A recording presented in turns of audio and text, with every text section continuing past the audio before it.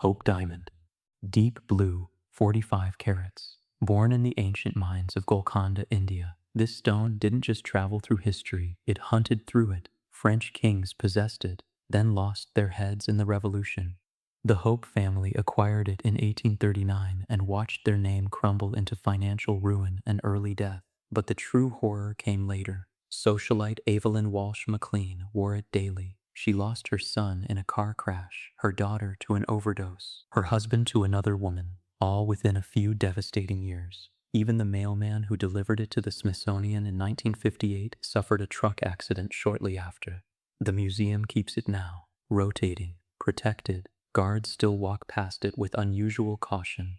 The Black Orlov, the Eye of Brahma, 67.5 carats of absolute black. Legend says a thief pried it from a sacred statue near Pondicherry, awakening something that does not sleep. Princess Nadia Vyegin Orlov wore it through her Roman exile. By 1947, she spoke of whispers in empty rooms. She leaped from her sixth-floor apartment. The diamond sat untouched in her case. Dealer Charles F. Wilson cut it into 3 pieces in 1949, hoping to fracture the curse. He alone died naturally, but J.W. Paris wore the largest portion reset as a brooch. In April 1951, he leaped from his 7th-floor Manhattan office, leaving a note about shadows that would not leave him. The stone sits in private hands now, dormant since the 1950s. Location unknown, but dormant isn't dead.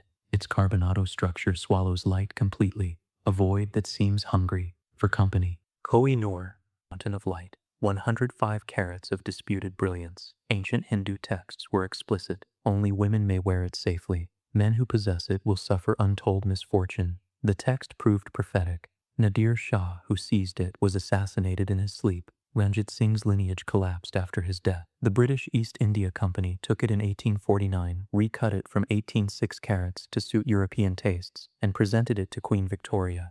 Shift since then, it has graced only female royalty, Alexandra, Mary, Elizabeth, all of whom lived long lives. The men associated with it faced wars, abdications. The Indian government wants it back, not just for culture, perhaps for protection. It rests now in the Tower of London, one of the most feared stones in royal history, heavily guarded, rarely worn, waiting. The Delhi purple sapphire, it's not even a sapphire, it's amethyst, violet, and its curse began at a temple dedicated to Indra, god of war and weather. Colonel W. Ferris brought it to England in 1857. His family collapsed immediately, financial ruin, failing health, generation after generation.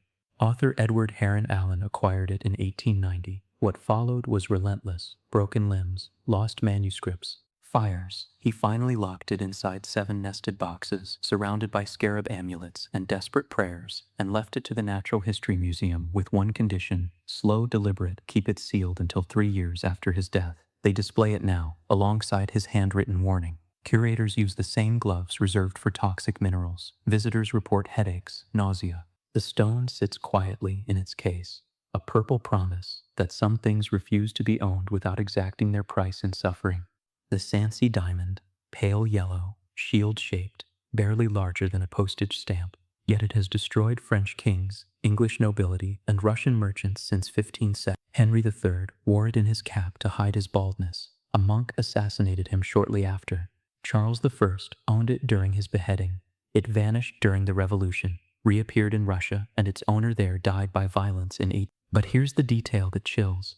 Nicolas de Sancy once sent it ahead with a trusted courier. Bandits ambushed him, killed him. When searchers found the body 3 days later, they discovered the courier had swallowed the diamond for safekeeping, recovered it from his stomach during autopsy. The stone protects itself, some say, preserves its own existence, while abandoning those who hold it. The Louvre acquired it in 1978. Security staff walk softly through its gallery, as if afraid to wake something.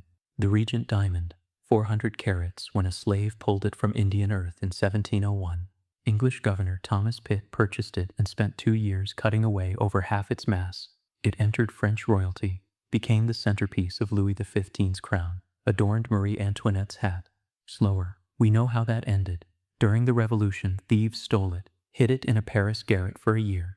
Then Napoleon claimed it, set it into his sword hilt. His empire collapsed. He died in exile. The stone passed to Louis XV, Charles X, Napoleon III. All faced exile. Humiliation. The Third Republic finally tucked it away in the Louvre's Apollo Gallery, where it sleeps now, its fire undimmed, its pattern clear. Absolute power and this particular stone make a lethal combination.